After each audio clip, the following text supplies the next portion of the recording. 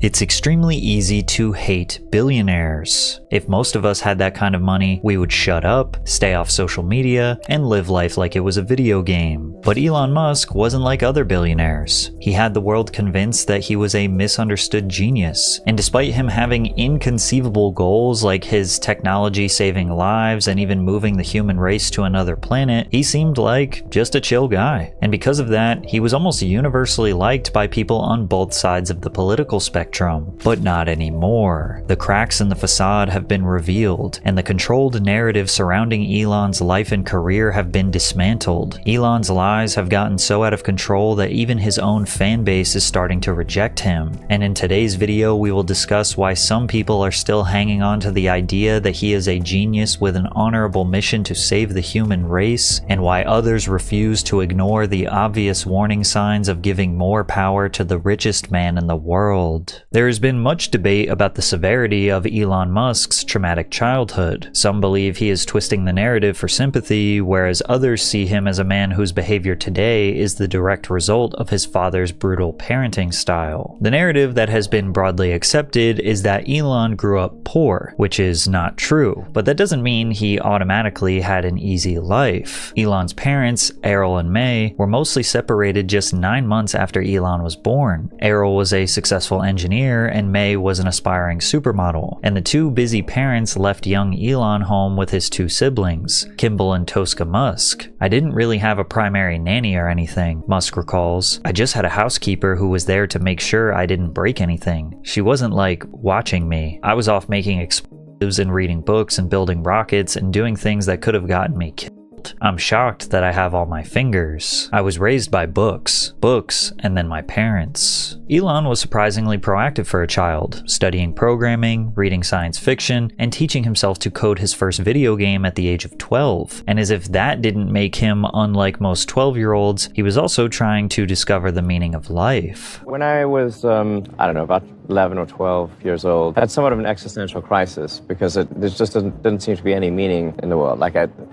No meaning to life. I actually tried to read all the religious texts. Obviously read the Bible. I read the Quran, the Torah, a bit on the Hindu side. Just trying to understand all these things. But then I read Douglas Adams' Hitchhiker's Guide to the Galaxy, which is really a book on philosophy disguised as humor. The point that Adams tries to make there is that we don't actually know all the answers, obviously. Yeah. In fact, we don't even know what the right questions are to ask. The thing that's going to take a computer far more powerful than Earth is to understand what question to ask. Yeah, right. That's simply the wrong question. So was that the key realization, that question? Yeah, that was a fundamental turning point, yeah. And just like that, Elon's life philosophy was set in stone. Stay curious, keep learning, keep asking questions, keep solving problems, and keep progressing towards finding the answers or the questions of the meaning of life. But it wasn't smooth sailing from there. Growing up in South Africa, violence was all around him, and Elon was about to experience some harsh life lessons at a young age. But real quick, have you ever Googled your name and seen yourself on one of those strange sites that has too much information about you? Feels pretty weird. If you've ever wondered how scammers get your phone number or why your inbox is flooded with spam, this is why. There are data broker companies that sell your data without your consent and make billions doing it. They're legally required to remove your info if you ask, but they make the process difficult and confusing on purpose. That's where today's sponsor, Aura, comes in. They take care of the hard part and automatically remove your info from these sites. I use Aura to keep myself and my loved ones safe from data brokers and other sketchy online threats. You may already have a digital security tool, but Aura is so much more. Aura will alert you if your personal info is found on the dark web, gives you real-time fraud alerts with 24/7 monitoring, gives you access to VPN, antivirus, a password manager, and more. If anything does happen, Aura includes $5 million in identity theft insurance protection, and they have US fraud experts ready to help. Try Aura free for 14 days at aura.com/PatrickCC. In those 2 weeks, you'll discover where your data is being exposed and sold. I'm not leaving myself vulnerable, and you shouldn't either. Elon Musk sent Elon to a South African survival camp because he knew his child needed to be tough to survive. The kids were given small rations of food and water and encouraged to physically fight for resources. Musk and his younger brother claimed that every few years, someone would actually end up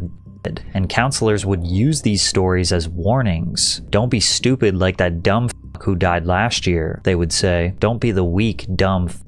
Elon was essentially a frail nerd who was socially awkward and unable to defend himself, which made him a target. After one altercation at school, he was hunted down by bullies and nearly beaten to death. I was sitting next to Elon, and these guys come up to him, 4 or 5 guys, and they just start him and him senseless with their fists. There's nothing I can do to help. I just have to sit and watch this. And they had the intention to death. It was just awful. It was just the most awful thing to witness. My brother's face was unrecognizable. His father didn't show him any affection after this brutal beating. Instead, Errol made Elon stand in front of him for hours while he called him an idiot and said he was worthless. Elon's father justifies this cruel punishment because he revealed that Elon was actually the one who started the fight. The boy had just lost his father to suicide, and Elon had called him stupid. Errol says, Elon had this tendency to call people stupid. How could I possibly blame that child? Some see Elon as a victim of cruel bullies. Some took this quote from his father and thought that Elon lied to the media for all these years and that he was in fact the bully, just getting some much due retaliation. Then again, Elon's father may not be the most trustworthy source either. Would you trust a man who raised a stepdaughter since she was 4 years old and then had 2 children with her when he was in his 70s? Elon's first wife Justine put it this way: with a childhood like his in South Africa, I think you have to shut yourself down emotionally in some ways. If your father is always calling you a moron and idiot, maybe the only response is to turn off anything inside that would have opened up an emotional dimension that he didn't have the tools to deal with. He learned to shut down fear. If you turn off fear, then maybe you have to turn off other things, like joy or empathy. Now, turning off fear, joy, and empathy was key to becoming the business savant that he is. However, his traumatic childhood has made his fans see the man worth $389 billion as relatable. And it's because of these half-truths that have allowed Elon to develop arguably the best reputation of any billionaire in history. Because if the full truth was revealed, like maybe when it comes to his business practices, then he may not be seen as the otherworldly genius many believe that he is. Since Elon's mother was originally born in Canada, he was able to escape the harsh environment of South Africa to attend college. After 2 years, he transferred to the University of Pennsylvania, where he studied until 1995. Elon became interested in the world of entrepreneurship in college, starting small businesses to help pay for tuition. Since Silicon Valley was the home of innovation for anyone pursuing a career in tech, after graduation, Elon and his brother Kimball set off to California to make their business dreams a reality. In starting the company, I had nothing. I had no income source. We found that an office was actually cheaper than an apartment in Silicon Valley. So we got this dinky little office that had a leaky roof. It was just the nastiest place you can imagine. And I lived in it too and showered at the YMCA. This lasted for about 3 or 4 months. And the reason we chose this office, in addition to it being really cheap, was that there was an internet service provider on the floor below. So we were able to get really cheap internet access by drilling a hole in the floor and connecting to their server directly. Elon was building the right company at the right time, as any tech company with a decent idea was getting bought out for astronomical prices. In 1999, Musk and his brother sold an online city guide called Zip2 to a company called Compaq for $307 million. And with $22 million in his pocket from the sale, Elon could have easily retired. But $22 million was chump change in that industry, so he thought bigger. He used all of his money to create an online banking business called X.com, an all-in-one banking company where everything financial could be in one place. But this project was a little too big for Elon to achieve on his own, and so he decided to merge with a company right next door to his office called PayPal. Apparently, his behavior at the time was so uncontrollable and erratic that people in the PayPal office despised him. He was rumored to have challenged the CTO to an arm wrestling match and was removed as the CEO after people started to jump ship because he was seen as a liability. One of his business partners described the inability to take Elon seriously. There's an irony in everything he does. He operates on an irony setting that goes up to 11, but never goes below 4. Despite tension in the office, they were all about to become filthy rich. In 2002, PayPal was acquired by eBay for $1.5 billion in stock, of which Musk, the largest shareholder with 11.72% of shares, received $175 million. And instead of slowing down, He chose to live up to the stories he read in science fiction novels as a kid, becoming the face of two innovative companies: Tesla, an electric vehicle business, and SpaceX, a space transportation and aerospace manufacturing company with a primary mission to colonize the planet Mars. Elon Musk invested $100 million of his PayPal money into SpaceX, and his business plan will shock you. In the late 80s, the Bush administration asked NASA to estimate how much it would cost to get to Mars. They replied with a price tag of $500 billion, and the government said, okay, we're never going to Mars. But Elon liked the idea of going to Mars, so he had to think outside the box. So then that got totally shelved, and it was like you were not allowed to talk about any kind of crewed mission to Mars at NASA. Anyway, but I thought, well, if I can do something that would galvanize public interest, and then that public interest would translate to additional appropriations for NASA and increase their budget, then maybe they could do it. The United States, maybe more than any other country, is a distillation of the human spirit of exploration. It's really fundamental to psyche. So if people think there's a way, I think it would actually get a lot of support. Although this may seem small, it's actually a huge insight from Musk. He basically admitted that his whole business plan was to launch a marketing campaign to the general public. If he could make the ordinary person interested in Mars, and the hype was big enough, then NASA, aka the US government, will start funding companies who are attempting to explore the planet. And his plan worked, but barely. At first, Elon was funding everything himself. He took 3 trips to Russia to negotiate pricing for 2 rockets owned by the Russian government. They demanded $8 million, and Elon refused to pay that price. Is there some way to affect the cost of space transport? Got together with a group of people over a series of Saturdays just to try to understand, is there something fundamentally super expensive about rockets, or can the cost be substantially improved? I couldn't see any fundamental obstacle to improving the cost of rockets, so that's when I started SpaceX. For the next few years, Elon exhausted all of his media time trying to convince the world that exploring space will be super cool and interesting. And then I think you've got space tourism or space adventure. That, I think, is likely to be the biggest driver.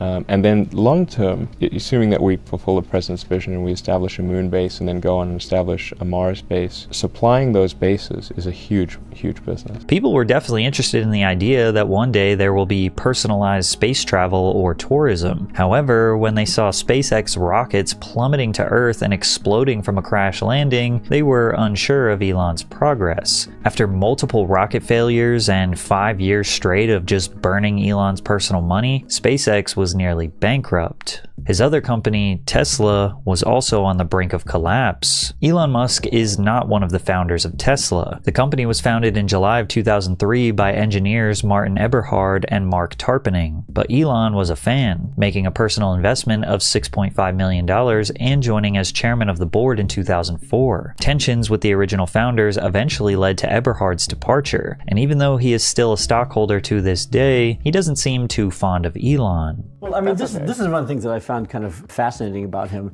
is that he's actually accomplished some amazing things in his own right. He's totally amazing. Yeah, SpaceX is amazing, and he's done some interesting things with Tesla for sure.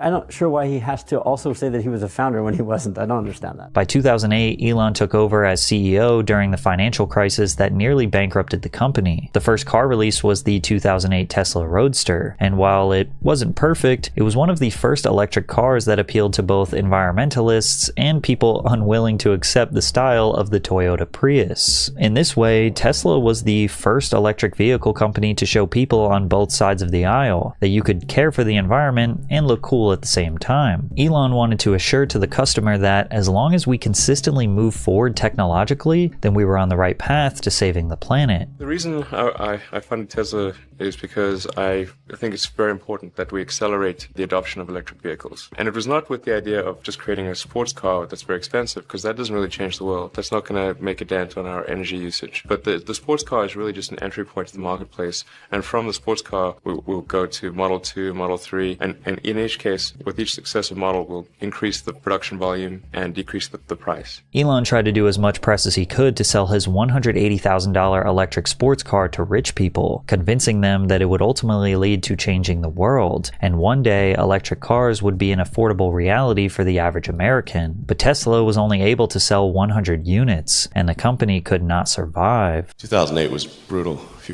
We had the 3rd consecutive failure of the Falcon 1 rocket for SpaceX. Tesla almost went bankrupt. We closed our financing round 6 p.m. Christmas Eve 2008. It was the last hour of the last day that it was possible. We would have gone bankrupt 2 days after Christmas otherwise. And I got divorced. That was like rough, man. At his lowest moment, facing imminent failure, the US government swooped in and saved both of his companies. NASA awarded SpaceX a $1.6 billion contract to deliver cargo to the International Space Station. For Tesla, Musk secured a $40 million loan just before Christmas Eve, as well as a $50 million investment from Daimler. But the big bailout for Tesla was when they were granted $465 million in low-interest loans from the US Department of Energy to accelerate the production of affordable, fuel-efficient electric vehicles. After back-to-back bailouts, Elon could finally take a breath and know that his companies will be okay for a little while. But if he didn't keep everyone invested in his vision, then he would be needing another government payday soon. He started to set unimaginable goals with unrealistic timelines. Like in 2011, he promised to put a man on Mars in 10 years.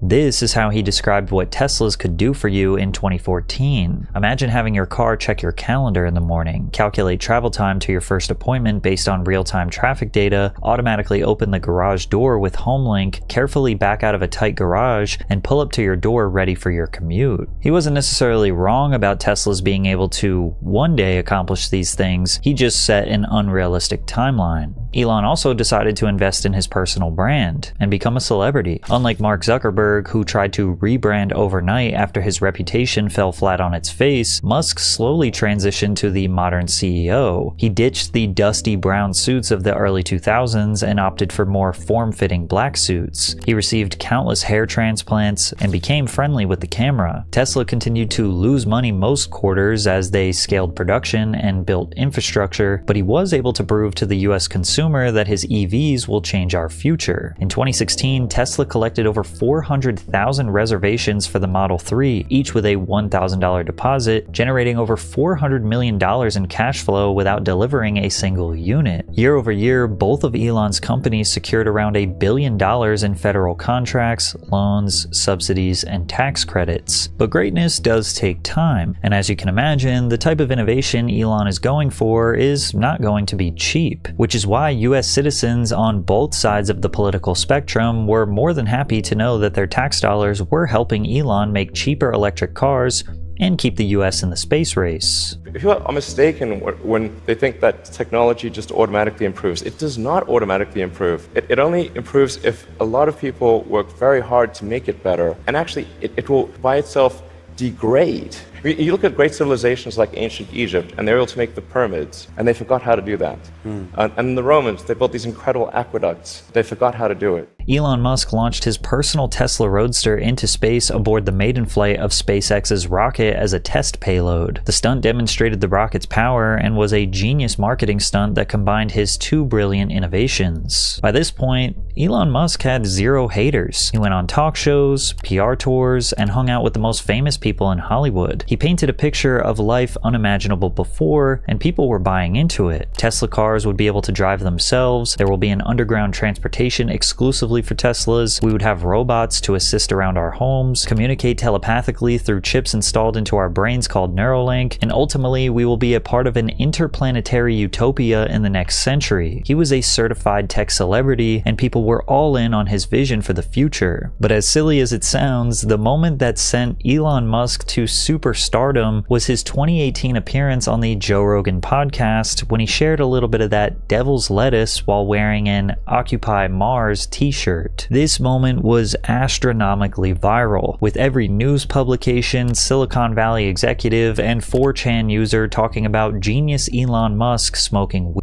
This was the moment people really started looking at Musk like he was one of the guys, a billionaire unlike other billionaires. Tesla stock took a minor hit after the JRE episode, but it rebounded almost immediately because Musk's public approval was at an all-time high. And it was from here that it became very apparent that Elon loved the attention. He loved the spotlight. He loved the praise. He loved being a celebrity. He also needed the people's love so he can keep experimenting in space on the government's dime. And this would start his journey of going to ridiculous measures to maintain public approval. You spent 2 years shadowing him. What did you learn that we didn't already know about Elon Musk? Well, there's certainly multiple Elon Musk, multiple personalities, whether it's the hardcore engineering mode that you know so well, where he can figure out how to do a battery cell, or more importantly, figure out how to do steps on an assembly line that will make the battery cell.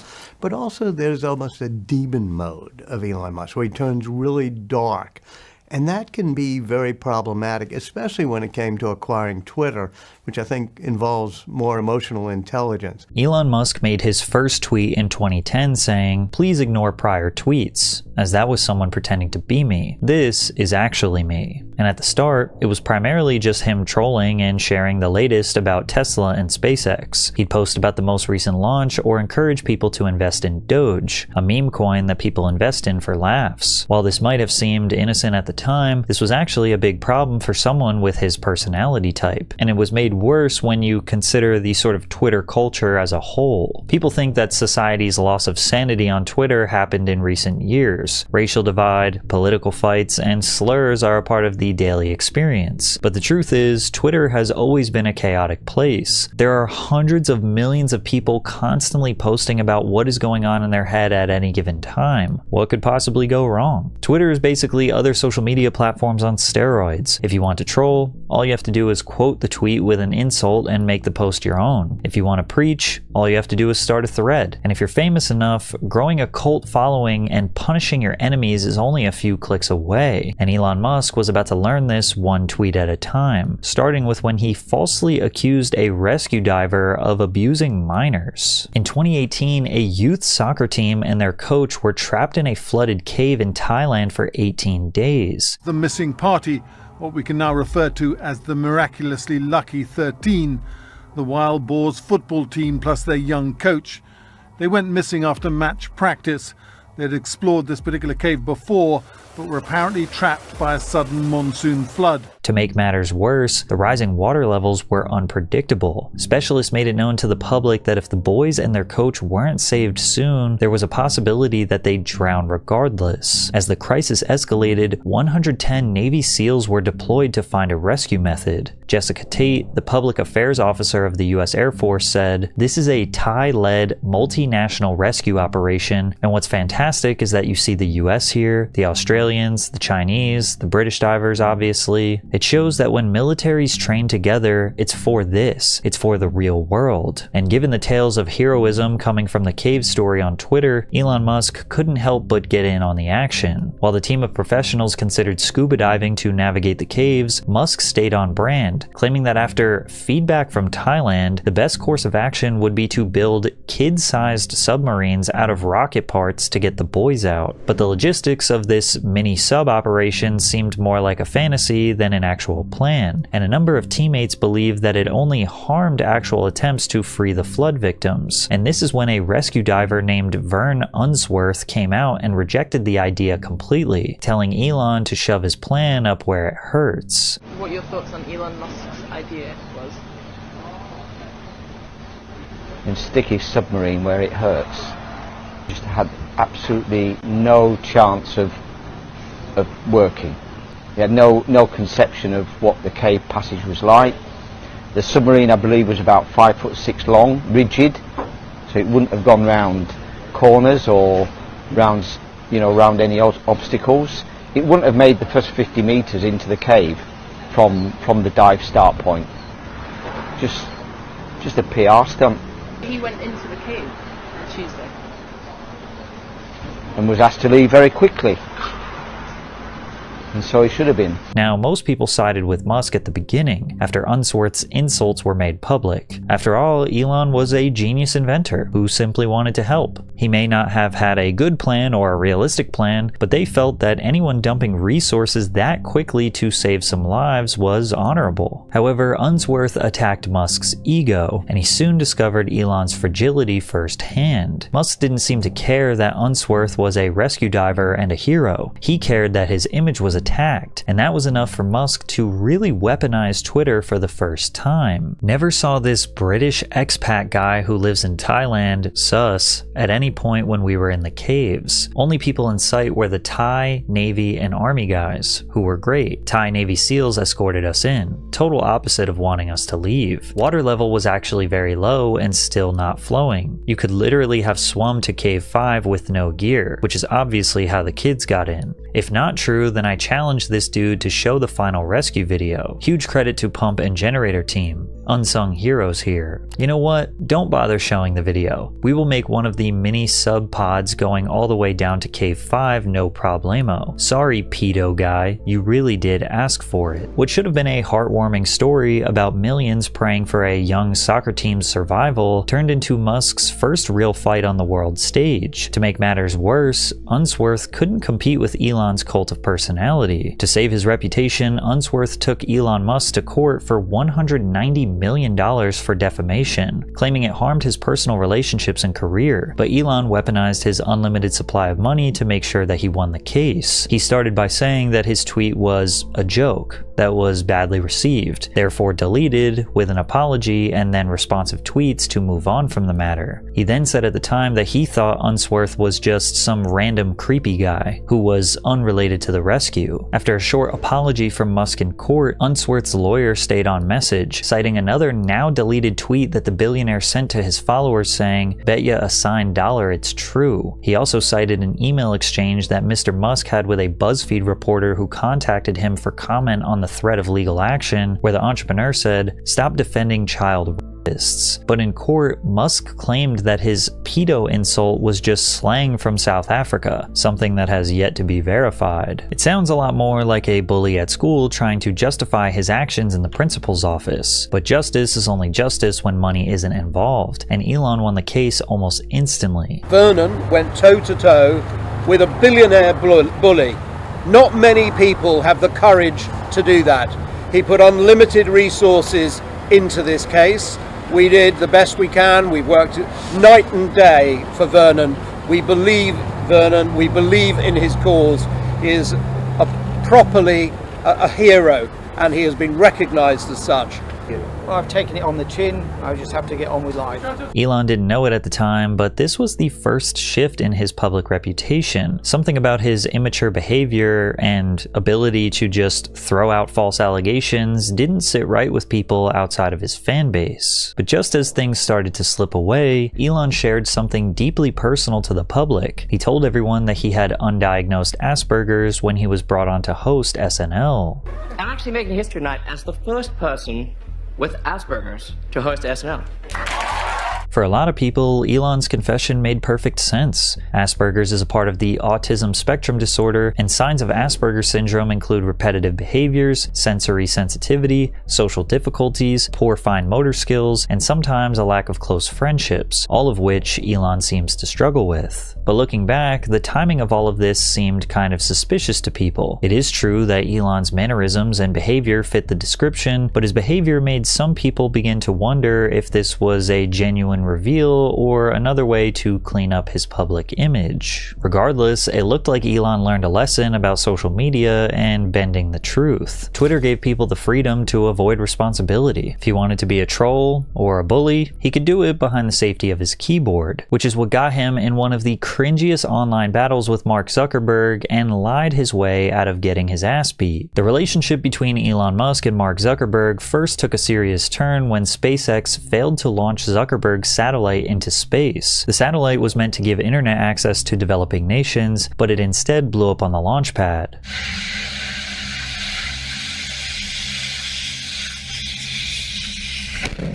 In a Facebook post at the time, Zuckerberg said he was deeply disappointed to hear that SpaceX's launch failure destroyed our satellite, and Musk initially seemed to take it in stride. He responded to the incident on Twitter with, "Yeah, my fault for being an idiot. We did give them a free launch to make up for it, and I think they had some insurance." But Elon's ego was clearly damaged by the failure. Even though he acted somewhat professionally in this instance, every response to Zuckerberg's claims going forward would show how wounded he actually was. In 2017, 2017, Zuckerberg expressed optimism about the future of AI and said he wasn't really fond of people who are naysayers and tried to drum up these doomsday scenarios. Elon then bashed Zuckerberg, saying, "I've talked to Mark about this. His understanding of the subject is limited," insulting his intelligence. As if it couldn't get worse, Musk publicly quit Facebook a year later following the #DeleteFacebook trend. Then he posted, "What's Facebook?" while proceeding to promise to remove SpaceX from the platform as well. And on the surface, all of these decisions were seen as perfectly reasonable. Facebook had a growing reputation for stealing data, and Zuckerberg was, and is, notorious for stealing people's information and selling it to the highest bidder. However, most people at the time did not see that Elon's anti-Zuckerberg campaign was actually a part of a master plan. He didn't just troll Zuckerberg for the fun of it like everyone else. He saw him as future competition. The billionaire battle escalated when Zuckerberg released Threads, a platform that basically copied the Twitter model in every way. When reacting to the news, Elon tweeted,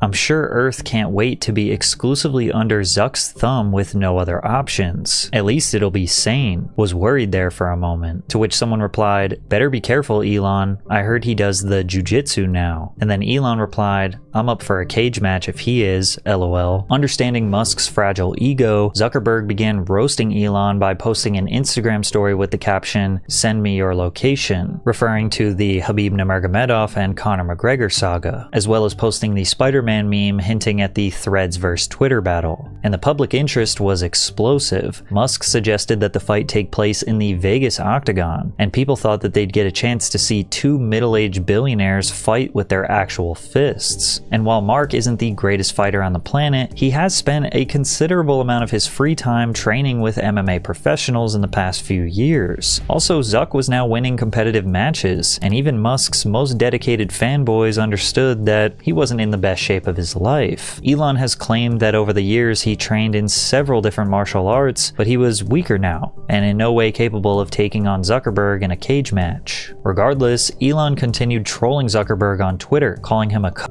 and challenged him to a literal measuring contest. And while initially this all seemed harmless and entertaining, it started to get desperate and kind of sad. People started looking at this for what it was. Two aging rich nerds with fragile egos on a quest to convince everyone else that they were manly. And just when it looked like things couldn't get any more painful, Elon pulled out of the fight with just as many excuses as he had with the Unsworth trial. As soon as they agreed on the Vegas venue, Musk turned around and said they should fight in the Coliseum. He just kept changing plans whenever the fight was about to take place. He accused me of not being serious. And I said, look, listen, at the end of the day, if I'll fight you any place, anywhere, under any rules. He said name the place. I'm like, I'm happy to fight him in a house, on a mouse, with a louse. We'd like go full Dr. Seuss here.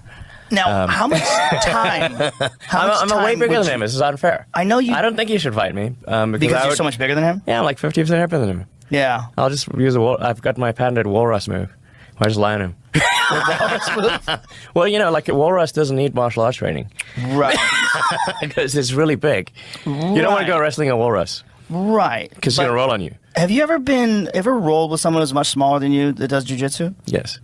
Lex. Yeah. Yeah. No, I did 10 years of martial arts. Joe's wondering, should I just let this whole "I'm bigger than him" thing slide? This is the first time I've seen Joe not call someone out on their BS related to their martial arts abilities. At this point, Joe glazing Musk couldn't even prevent people from seeing the truth. All of his excuses for avoiding the fight were blatant lies, and weaponizing Twitter wasn't helping him either. While Elon made countless efforts to change his public image over the years, he also started to change his value system, transforming from a balanced tech bro into a die-hard patriot with a political message to save the human race. When Elon first became popular, he never seemed like he had picked a side when it came to politics. He donated to the Republican Bush-Cheney campaign in 2003, but then funded Democratic nominee John Kerry the following year. Liking President Barack Obama's environmental stance, he donated over $100,000 to him and his programs between 2007 and 2011. And in an interview with the Atlantic like in 2014, he described himself as being half Republican and half Democrat. Even as Redditors started to turn on him because of his focus on Twitter, Musk would double down on the fact that he was a moderate, and that he was a humanitarian that felt everything he was doing was for the betterment of society as a whole. But after he bought Twitter, he started receiving an enormous amount of criticism from the left. Musk once again started to get reactive. He and many others in the country felt like progressives had taken their message a bit too far, censoring their enemies and pushing an agenda that would be enforced whether people liked it or not. And by 2022, Elon's stance had completely changed. He became more and more vocal about the rights of working class Americans and felt that he was one of the only people with extreme wealth who saw the world for what it really was. In the past, I voted Democrat because they were, mostly, the kindness party, but they have become the party of division and hate, so I can no longer support them and will vote Republican. And in carrying that set of beliefs, Elon Musk's Twitter takeover was more extreme than ever before. Starlink has been told by some governments to block Russian news sources. We will not do so unless at gunpoint. Sorry to be a free speech absolutist. By free speech, I simply mean that which matches the law. I am against censorship that goes far beyond the law. If people want less free speech, they will ask government to pass laws to that effect. Therefore, going beyond the law is contrary to the will of the people. As promised, this platform will fight for your freedom to speak. We expect many such battles in the future. Freedom of speech is the bedrock of democracy. Without it, America ends. Musk felt so passionate about protecting free speech online that $44 billion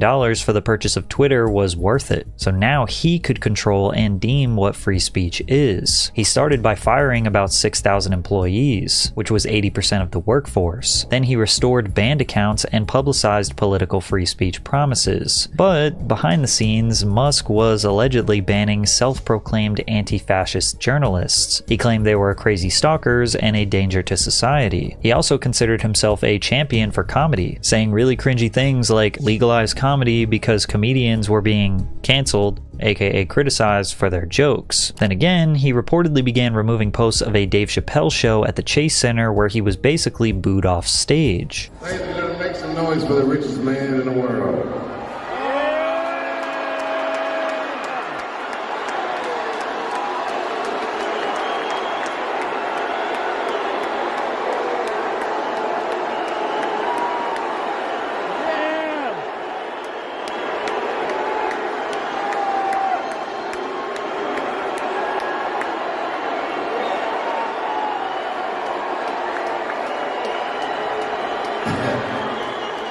Cheers and booze, I see.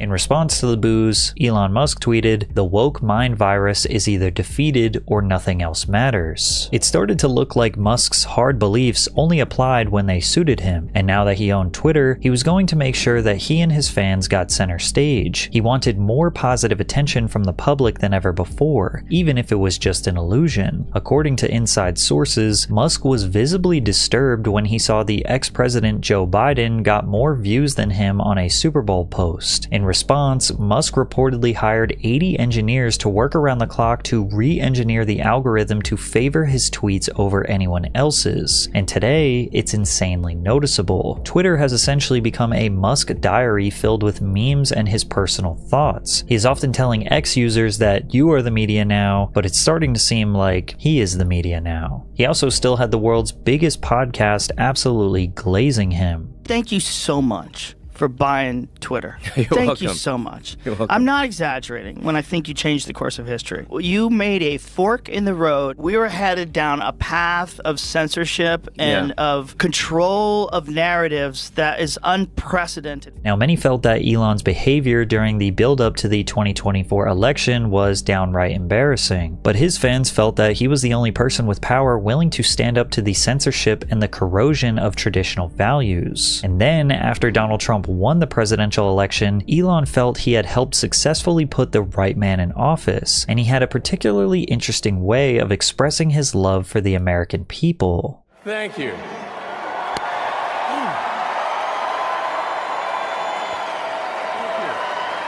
My heart goes out to you.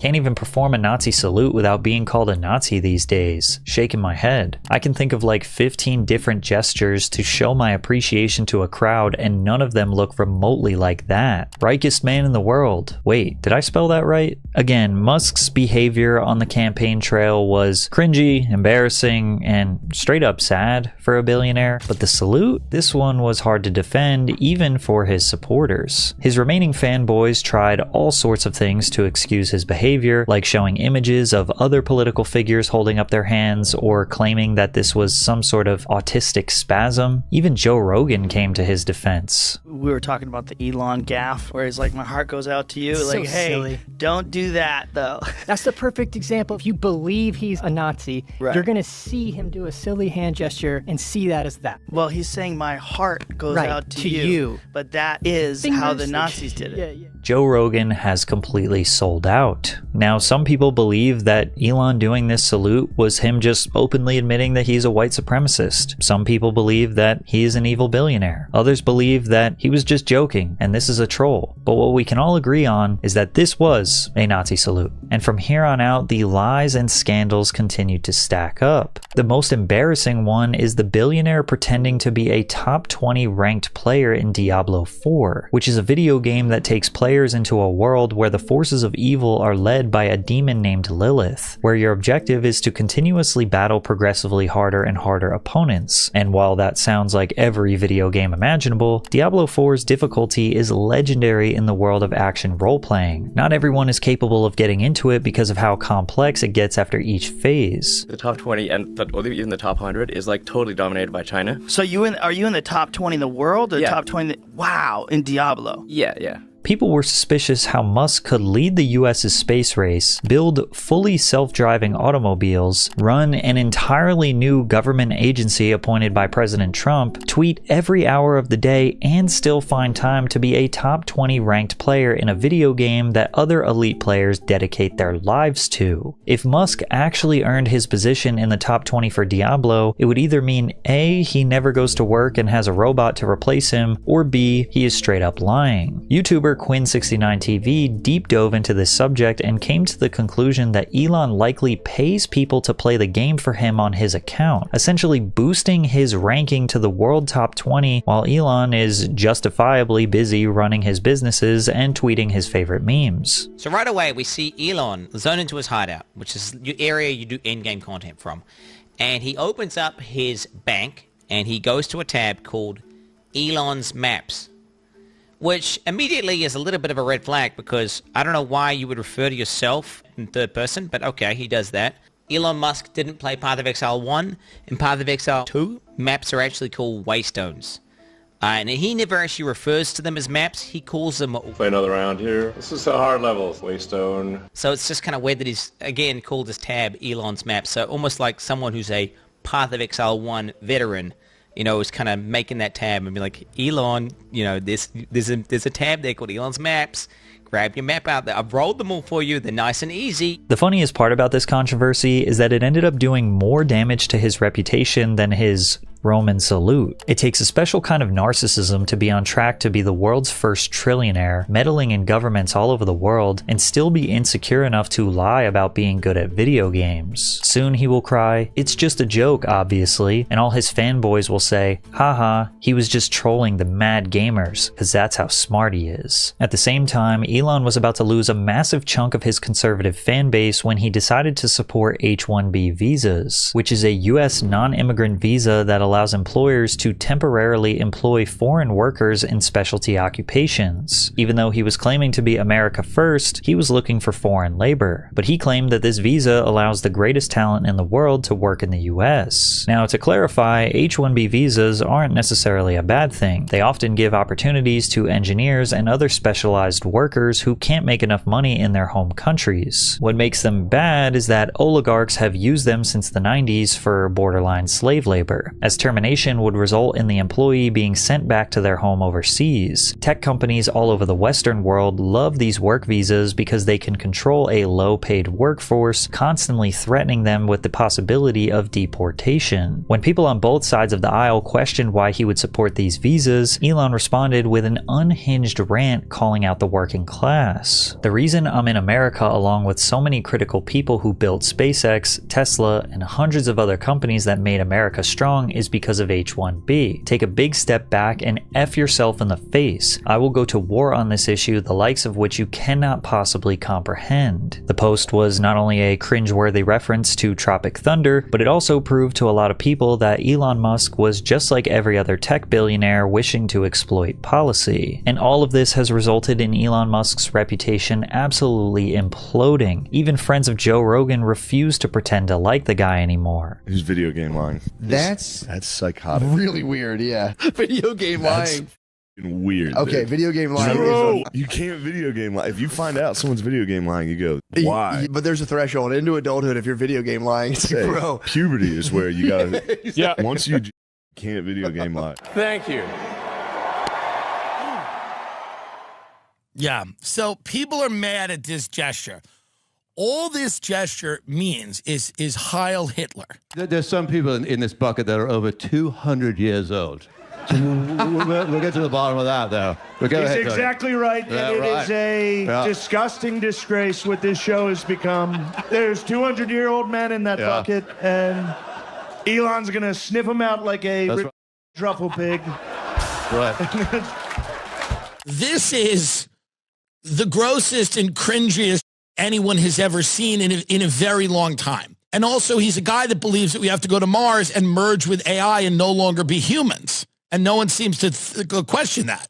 I don't think populism, as has been described, includes merging with machines and going to Mars. You're not, this isn't a movie where the movie ends with Elon putting you on his spaceship and going to Mars. You're not going to Mars.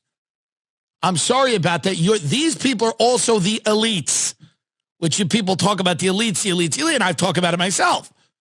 Because the elites are completely out of touch, but these elites are also out of touch. It's also out of touch to think that the biggest issue is let's go to Mars. Go talk to a working family that can't put food on the table. See how many times they mention Mars. I don't know why it's happening. And I disagree with close friends of mine who think Elon Musk is, the savior of, this is Jesus. If Jesus came back, he'd be Elon Musk. He'd come through South Africa and design cars that don't need gas.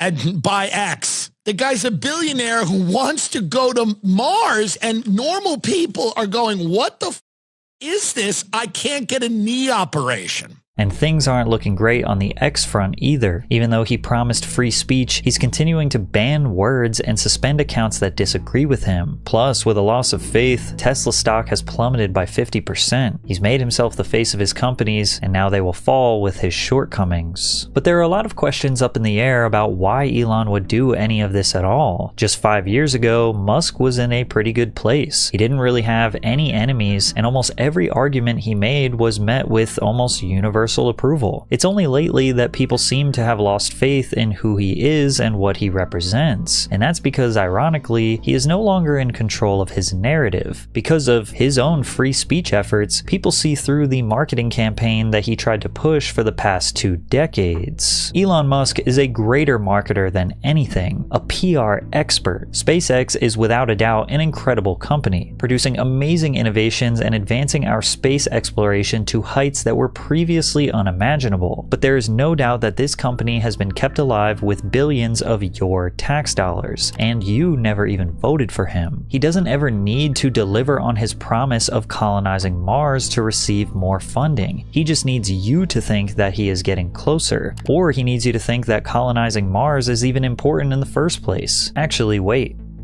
He doesn't need you. He just needs a few members of the US government to approve his missions and send billions of dollars to his company. Luckily, he is besties with the president, and he is currently cozied up at the White House making friends who can fund his space explorations long after Trump leaves office. Elon Musk is a business genius in a way that most people don't give him credit for. He convinces everyone that his plans are so much larger than life that people couldn't help but give him endless amounts of cash to just see what he can do. And to his credit, he helped make environmental awareness fashionable. He inspired people to think about what life could be like on other planets, and he made rockets that are reusable and can land on their own, something nobody in the 20th century thought would be possible for another 100 years. But he is a businessman, and lately, he's beginning to prove that corporate leaders are all the same. He bends the truth for his own aims, silences critics in any way he can to save his image, and appears to have graduated to the stage that most wealthy people do, using a vast fortune to make his way into the center of power. At this point, nobody knows who Elon Musk really is or what his true motives seem to be, and it's beginning to look like that might be what he wanted all along.